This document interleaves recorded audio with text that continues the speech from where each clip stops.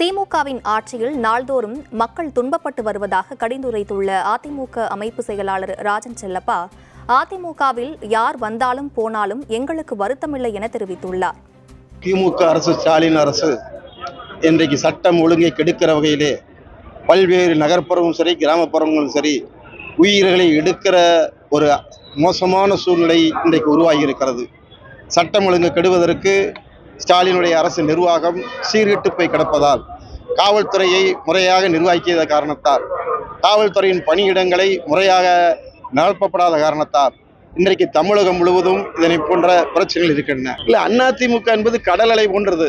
இதுல யாரு போறாங்க யாரு வரலன்னு பட்சம் இல்லை. இது கொள்கை ரீதியாக அறிஞர் எடப்பாடியார் தலைமையை ஏற்றுக்கொண்டிருக்கிற மாபெரும் இயக்கம். இதில் யார் போனாங்க வர்றாங்கன்றதை பற்றி எங்களுக்கு கவலை இல்லை. எங்கள் கொள்கை தான் முக்கியம், எம்ஜிஆர் தான் முக்கியம், அம்மா தான் முக்கியம், எடப்பாடியார் தான் முக்கியம்.